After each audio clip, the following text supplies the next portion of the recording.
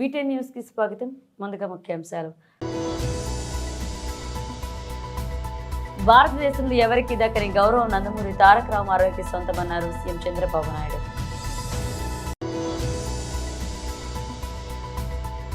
TTD మాజీ chairman YSRCP రాష్ట్ర అధికార ప్రతినిధి భూమన కరుణాకర్ రెడ్డి ప్రెస్ మీట్.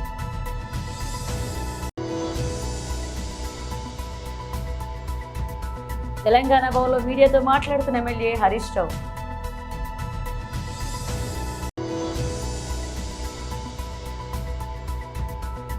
లోకేష్ ను డిప్యూటీ సీఎం చేయాలన్న సోమిరెడ్డి.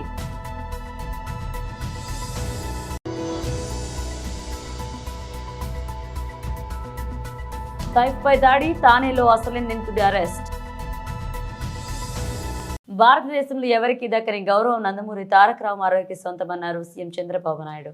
పేదవాడి గుండెల్లో తీపి జ్ఞాపకం, బడుగు బలహీన వర్గాల గుండెల్లో చెరగని ధైర్యం. 9 నెలలే ఎన్టీ రామారావు గారు పార్టీ పెట్టి ప్రపంచంలో కూడా ఎవ్వరు కూడా అధికారంలో రాలేదు. అది ఒక్క ఎన్టీఆర్కే సాధ్యమైంది. ఇంకో పక్కన మీరు చూస్తే అంతవరకు తెలుగు వారికి గౌరవం ఉండేది కాదు. మనలందరినీ మదరాసి అని పిలిచేవారు. అలాంటిది ఢిల్లీని గజ గజలాడించడమే కాకుండా తెలుగు వారి యొక్క గుర్తింపును తెచ్చిన ఏకైక నాయకుడు ఎన్టీఆర్. ఇంకో పక్క మీరు చూస్తే సమిక్షేమానికి అర్థం తీసుకొచ్చాడు. అభివృద్ధి అంటే చేసి చూపించాడు. సంస్కరణలకు నాంది పలికారు.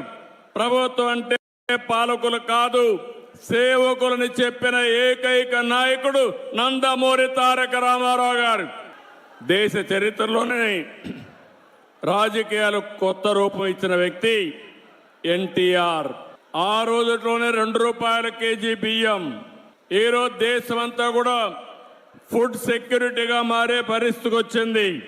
ఇంకొక పక్క మీరు చూస్తే ఆ రోజు ఆయన ఇచ్చిన పింఛను 35 రూపాయలు, ఈరోజు 4,000 రూపాయలు ఇస్తున్నామంటే అది తెలుగుదేశం పార్టీ చరిత్ర.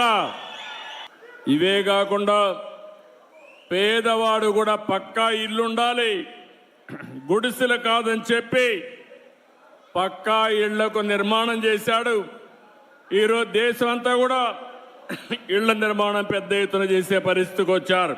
మీరు ఒకసారి చూస్తే రాజకీయాలంటే వేలు ముద్రేసేవాళ్ళు కాదు, చదువుకునే వాళ్ళు రావాలని మొట్టమొదటిసారిగా రాజకీయాల్లో చదువుకున్న వ్యక్తులు ఇచ్చిన ఏకైక నాయకుడు నందమూరి తారక రామారావు గారు. బీసీలు అంతవరకు రాజకీయ ప్రాతినిధ్యమే లేదు. ఈరోజు ఈ మైదుకూరులో కూడా బీసీ గెలిచాడంటే, సుధాకర్ యాదవ్ గెలిచాడంటే అది ఎన్టీ రామారావు గారు వేసిన ఫౌండేషను. ఈరోజు ఆయన కళ మనం నిజం చేసే పరిస్థితికి వచ్చాం. ఇవే కాదు, మీరు ఒకసారి చూస్తే ఈరోజు ఎన్టీ రామారావు గారు వచ్చిన తర్వాతనే అన్ని కార్యక్రమాలు జరిగాయి. మనం కూడా ఒక్కసారి గుర్తుపెట్టుకోవాలి, ఎన్టీఆర్ ఒక స్ఫూర్తి, ఎన్టీఆర్ ఒక ఆదర్శం, ఆయన జీవితం ఒక సందేశం. మనవారిగానే ఎన్టీఆర్ కూడా మామూలు వ్యక్తిగానే పుట్టాడు. సామాన్య రైతు కుటుంబంలో పుట్టాడు. అంచెలంచెలుగా ఎదిగాడు. నిరంతరం శ్రమపడ్డాడు. క్రమశిక్షణతో బతికాడు.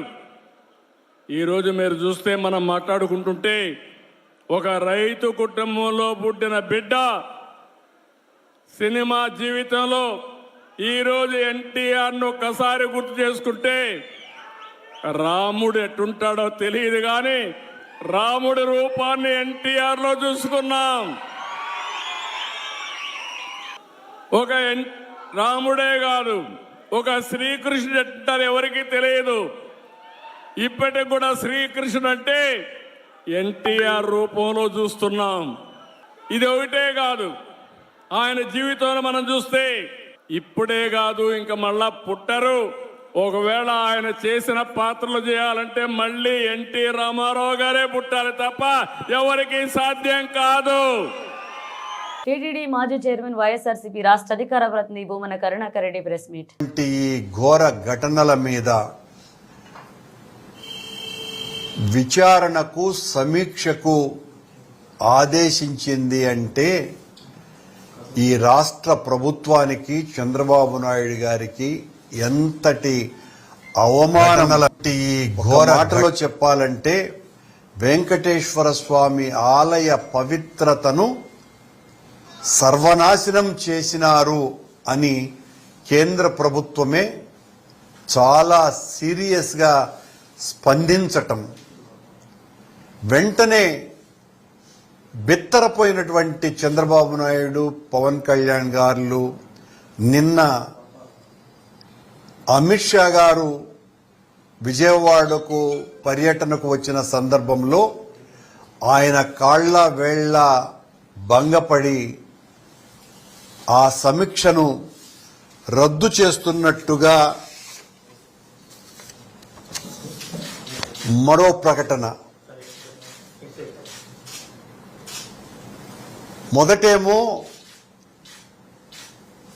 ఒక సీనియర్ ఐఏఎస్ సీనియర్ అధికారి నుంచి సమీక్షకు పంపుతున్నాము అని చాలా స్పష్టంగా ఆదేశాలు ఇస్తే, రాత్రి హడావిడిగా ఇచ్చినటువంటి ఈ ప్రకటనలో అధికారికమైనటువంటి సంతకాలు ఏవీ లేకుండా తమాషగా ఉంది కూడా ఈ రద్దు ప్రకటన Jio.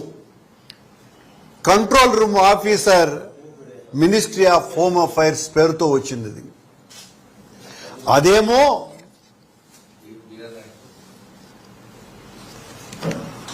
Ashish V Gavai director disaster management division ministry of home affairs తో పలానా సంజీవ్ కుమార్ జిందాల్ అడిషనల్ సెక్రటరీని డిజాస్టర్ మేనేజ్మెంట్ నుంచి పంపుతున్నామోనని చాలా స్పష్టంగా పంపితే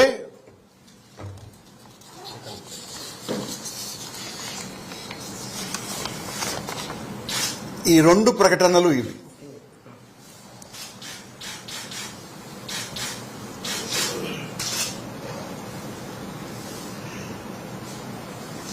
ఒకటి, కేంద్రం అనుమానంగా కొండ మీద జరుగుతున్న అపచారాలకు, దుర్ఘటనలకి బాధ్యులైనటువంటి వాళ్ళ మీద చర్యలు తీసుకోవాలా అన్నటువంటి ఒక స్పష్టమైనటువంటి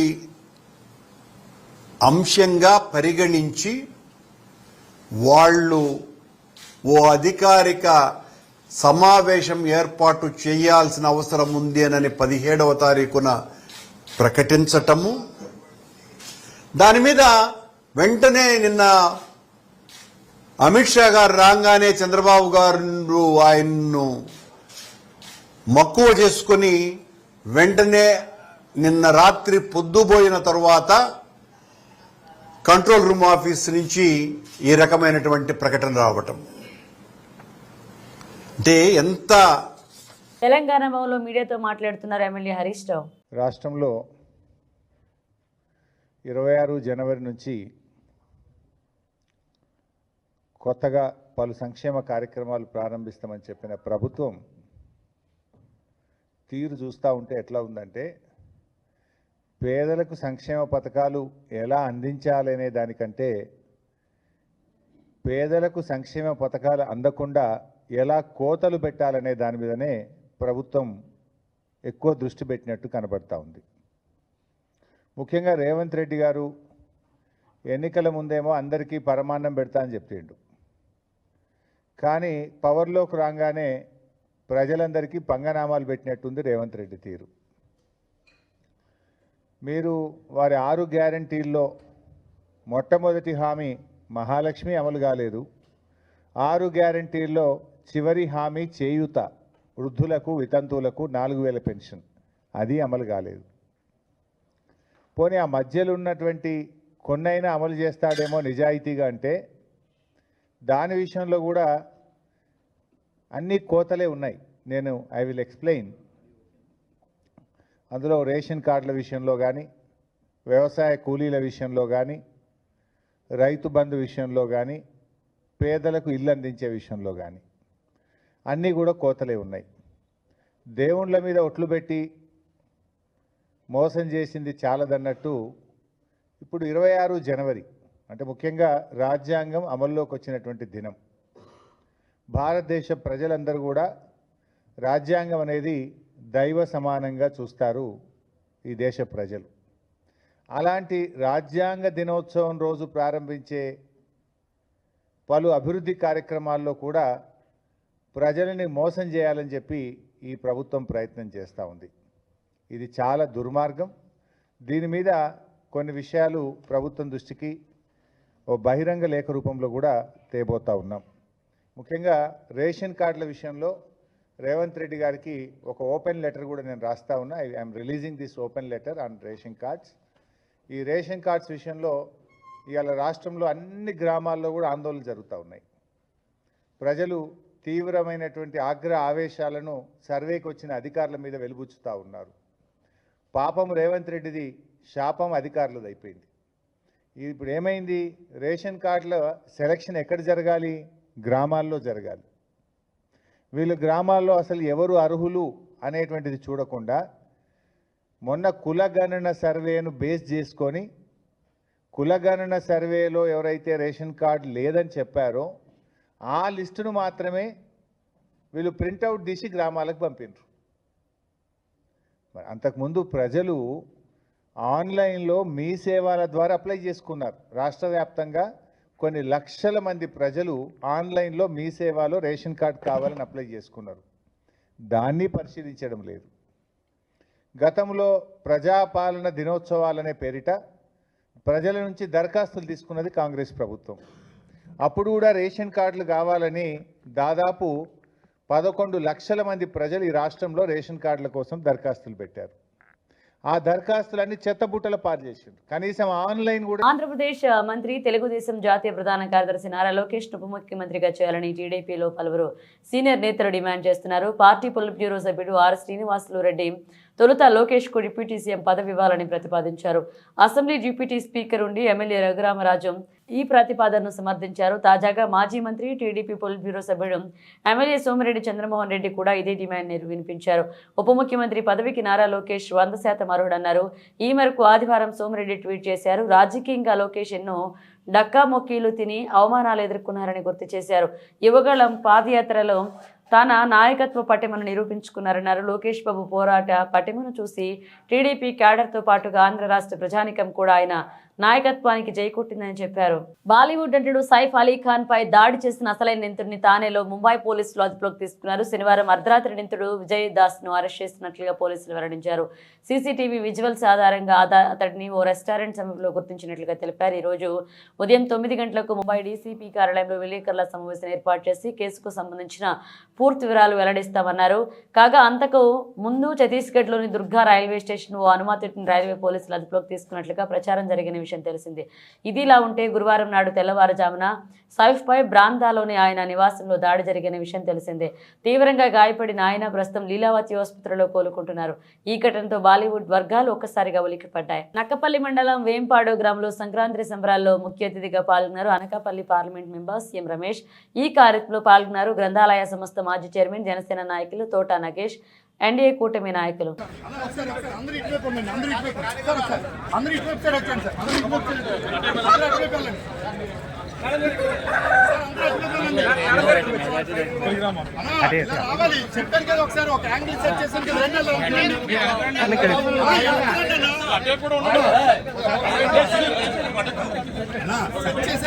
కొంచెం ఎలా వచ్చింది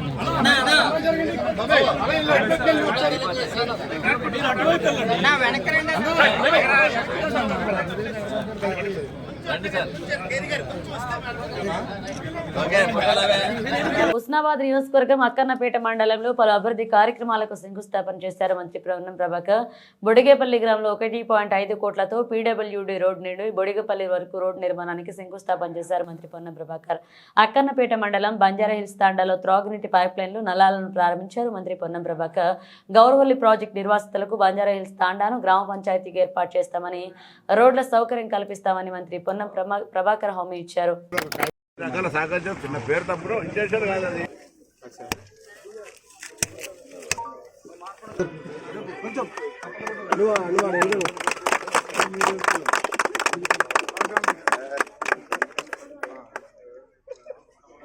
అన్నా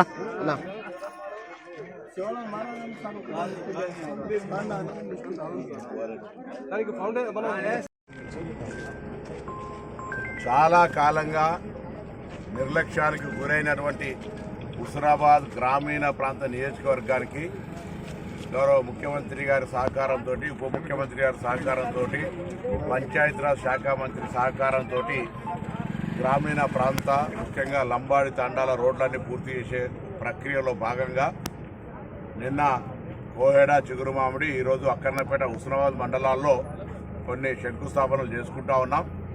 ఇవి కాక ఇంకా కూడా కొన్ని రోడ్ల నిర్మాణం అవసరం ఉంది. తప్పకుండా వాటన్నిటిని కూడా తొందరలో మంజూరు చేసుకొని హుస్నాబాద్ వెనుకబడ్డ నియోజకవర్గానికి సంబంధించి ప్రతి గ్రామంలో రోడ్డు సౌకర్యం ఉండే విధంగా, త్రాగునీటి సమస్య లేకుండా ఉండే విధంగా, విద్యా వ్యవస్థ పరంగా, వైద్య వ్యవస్థ పరంగా, ఉపాధికి సంబంధించిన అనేక రకాల అంశాలకు తూర్పుగోదావరి జిల్లా గోకవరం మండలం గోకవరం గ్రామంలో విశ్వ హిందూ ధర్మ పరిరక్షణ రామసేన అధ్యక్షులు కంబాల శ్రీనివాసరావు ఆధ్వర్యంలో ఎన్టీఆర్ వర్ధంతి వేడుకలు ఘనంగా నిర్వహించారు. స్థానిక దేవీ చౌక్ సెంటర్లో వద్ద ఉన్న నందమూరి తారక రామారావు విగ్రహానికి బీజేపీ నాయకులు, జనసేన నాయకులు పూలమాలలు వేసి ఘనంగా నివాళులర్పించారు. అనంతరం బీజేపీ నాయకులు కంబాల శ్రీనివాసరావు మాట్లాడుతూ చరిత్రలో నిలిచిపోయిన వ్యక్తి మాజీ ముఖ్యమంత్రి వరుడు నందమూరి తారక రామారావు అని కిలో ₹2 బియ్యం పథకం పెట్టి ప్రజల్ని ఆదుకున్నారని, బడుగు బలహీన వర్గాల వారికి ఒక శక్తిగా నిలబడిన వ్యక్తి నందమూరి తారక రామారావు అని కొనియాడారు.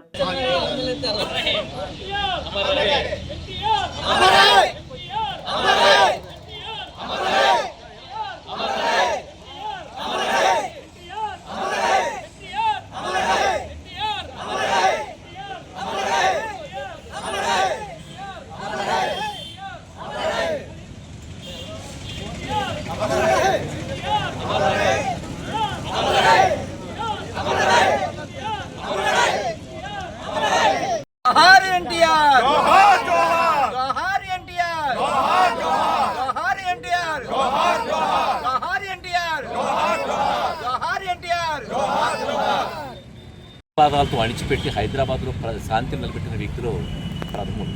ఆయన ప్రవేశపెట్టిన గొప్ప కార్యక్రమాల్లో ₹2 కిలో బియ్యం అనేది ప్రపంచవ్యాప్తంగా కూడా పెద్ద పేరు వచ్చింది. అంటే టార్చ్ బేరర్ అంటారా అలాంటి వాళ్ళని. ప్రపంచానికి చాలా విషయాలను పరిచయం చేసిన గొప్ప వ్యక్తులను టార్చ్ బేరర్స్ అంటారు. అలాంటి మహానుభావుడైన ఆంధ్రప్రదేశ్ యొక్క కీర్తిని ప్రపంచ దేశాల్లో చాటి చెప్పిన వ్యక్తిగా నందమూరి తారక రామారావు గారు నిలిచిపోయారు. ఆయనకి చెప్పడానికి మనకున్న సమయం చాలదు, ఇంకా చాలా విషయాలు చెప్పుకోవాలి. మనం మహాగణాధిపతి నమః, భారత్ మాతాకి జై, జై శ్రీరామ్. నేను మీ కంబాల శ్రీనివాసరావు, విశ్వ హిందూ ధర్మ పరిరక్షణ రామసేన అధ్యక్షుడిగా, భారతీయ జనతా పార్టీ నాయకుడిగా మీకు అందరికీ సుపరిచితమే. నేను మళ్ళీ చెప్తున్నాను, ఈ ప్రాంతం ఆంధ్రప్రదేశ్లోని తూర్పుగోదావరి జిల్లాలో రాజమండ్రికి 33 కిలోమీటర్ల దగ్గర ఉన్న గోకవరం ఇది. ఈరోజు చాలా మనం అందరం కూడా ఒక మహానుభావుడు తలుచుకోసం రోజు. ఆ మహానుభావుడే నందమూరి తారక రామారావు గారు. ఆయన్ని యుగపురుషుడిగా చెప్తూ ఉంటారు. ఆ మహానుభావుడు భారతదేశానికి చాలా చాలా ముఖ్యమైన నాయకుడైన. చాలా కారణాల వల్ల ఆయన భారత ప్రధాని కాకపోవచ్చు, కానీ ఆయనకి భారత ప్రధానిగా సమర్థవంతంగా భారతదేశాన్ని ఒక ఉన్నతమైన స్థాయికి తీసుకెళ్ళగలిగే, మోడీ గారి తర్వాత ఉన్నతమైన స్థానాన్ని తీసుకెళ్ళగలిగే సమర్థత ఉన్న నాయకుడు.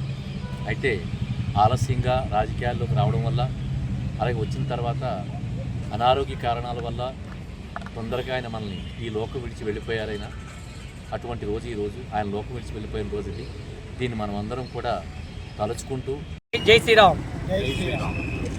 విశ్వవిఖ్యాత నట సార్వభౌముడు, తెలుగు ప్రజల గుండెల్లో వెలుగుతున్నటువంటి ధీరుడు, 1982లో పార్టీని స్థాపించి ఉమ్మడి ఆంధ్ర రాష్ట్ర రాజకీయాన్ని మలుపు తిప్పి బడుగు బలహీన వర్గాలలో అవసరాలు తీర్చి అండగా ఉండి అందరం ఎక్కించినటువంటి నాయకుడు.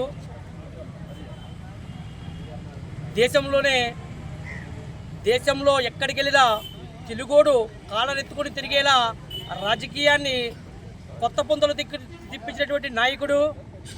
అదేవిధంగా రాష్ట్రంలో తీవ్రమైన కరువు కొరలో చిక్కుకున్న సమయంలో, ప్రజలందరూ ఆహాకారాలు చేస్తున్న సమయంలో 2 రూపాయలకే కిలో బియ్యాన్ని అందించి పేద ప్రజల గుండెల్లో చిరస్థాయిగా నిలిచినటువంటి మహనీయుడు నందమూరి తారక రాముడి 29వ వర్ధంతి కార్యక్రమాన్ని ఈరోజు కంబాల శ్రీనివాసరావు గారి ఆధ్వర్యంలో భారతీయ జనతా పార్టీ గోకవరం మండల అధ్యక్షుడిగా ఆయనకి ఇవే మా ఘన నివాళులు అర్పిస్తున్నాం. అదేవిధంగా జోహార్ ఎన్టీఆర్. ఈరోజు మన మాజీ ముఖ్యమంత్రి వర్యులు నటరత్న పద్మశ్రీ ఎన్టీ రామారావు గారి యొక్క యుగ పురుషులు వర్ధంతి సందర్భంగా మా జనసేన పార్టీ, బీజేపీ పార్టీల యొక్క ఆధ్వర్యంలో మా మండలాధ్యక్షులు ఇనకోటి దొరగారు, మాజీ మండలాధ్యక్షులు రెడ్డి గారు ఆధ్వర్యంలో, మా బీజేపీ నాయకులు, జనసేన నాయకుల ఆధ్వర్యంలో ఈవేళ ఆయన యొక్క వర్ధంతి కార్యక్రమానికి మా నాయకుడు కంబాల శ్రీనివాసరావు గారు ఆధ్వర్యం వహించి ఈ యొక్క కార్యక్రమాన్ని జరిపిస్తున్నారు. ఏం చేస్తారంటే ఈవేళ ఉదయం టీడీపీ వారు ఆయనకి వర్ధంతి కార్యక్రమం చేసేటప్పుడు కూటమి కదా మమ్మల్ని కూడా పిలుస్తారని చెప్పి మేము ఆశించడం జరిగింది. ఇది కూటమి ప్రభుత్వంలో బీజేపీ, జనసేన అనేటటువంటి 3 కూడా మరి ఏకపక్షంగా పనిచేస్తున్నాం. కాబట్టి ఇలాంటి వారు ఏ అభివృద్ధి కార్యక్రమాలకు పిలిచినా పిలవకపోయినా మహనీయుల యొక్క వర్ధంతి కార్యక్రమానికన్నా పిలుస్తారేమని చెప్పి ఆశించడం జరిగింది. కానీ వారు పిలవలేదు.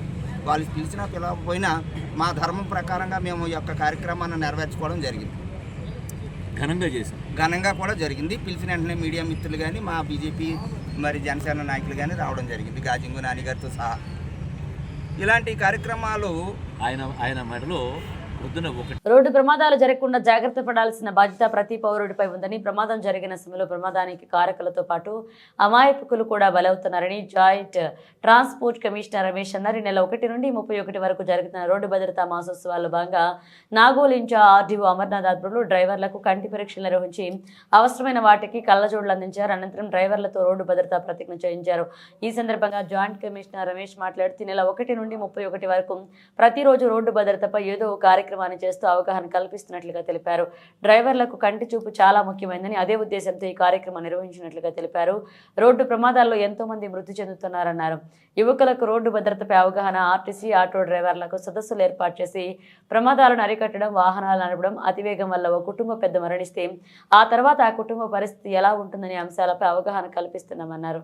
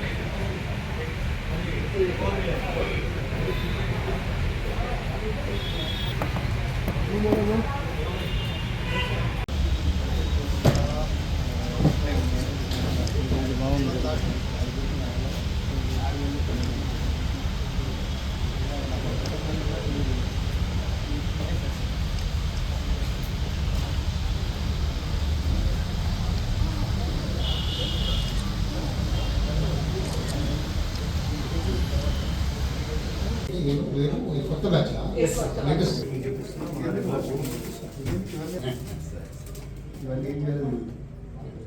సీత చేయబెట్టమ్మా.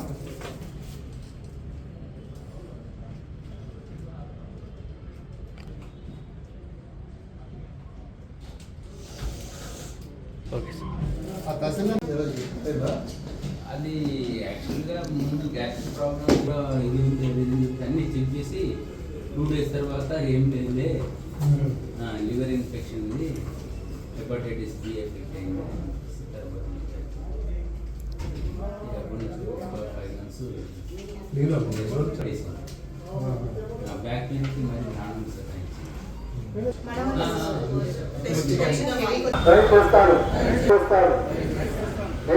నేను ఎప్పుడు మత్తు పానీయాలను తాగి దయచేయను.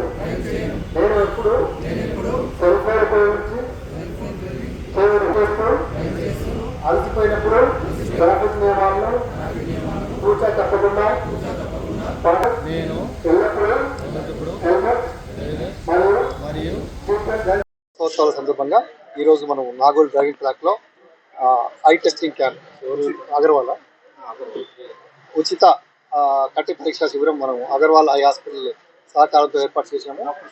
డాక్టర్ స్టాన్లీ గారు వాళ్ళ టీంతో వచ్చారు. ఇప్పటివరకు సుమారు 35 మందికి టెస్ట్ చేశారు. ఒక 10 పీపుల్కి అలా విజన్ కొంచెం కరెక్షన్ చేయాల్సిన అవసరం ఉంది. ఇంకా హెవీ వెహికల్ డ్రైవర్స్ కూడా టెస్ట్ శనివారం ఎక్కువ వస్తారు. వాళ్ళు కనీసం ఒక 30-40 మంది వస్తారు. వాళ్ళందరికీ కూడా టెస్ట్ చేసి అవసరం ఉంటే వాళ్ళు స్పెక్స్ కూడా ఇక్కడ డిస్ప్లే పెట్టారు. ఫ్రేమ్స్ లెన్సెస్ మాత్రం ఫ్రీగా ఇస్తారు.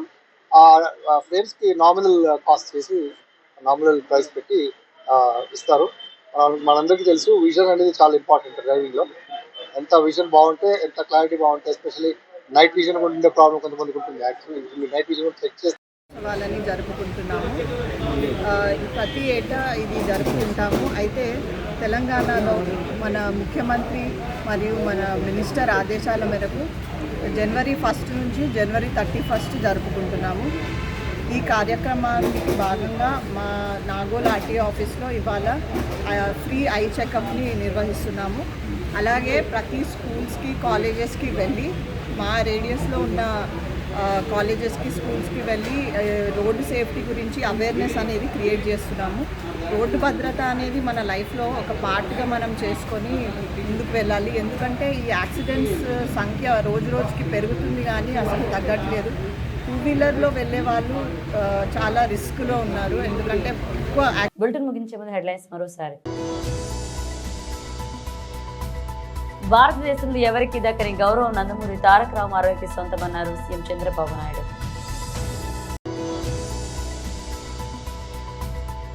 టీటీడీ మాజీ చైర్మన్ వైఎస్ఆర్సీపీ రాష్ట్ర అధికార ప్రతినిధి భూమన కరుణాకర్ రెడ్డి ప్రెస్ మీట్.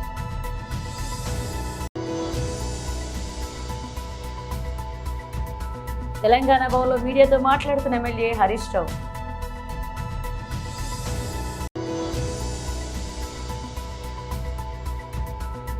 లోకేష్ ను డిప్యూటీ సీఎం చేయాలన్న సోమిరెడ్డి.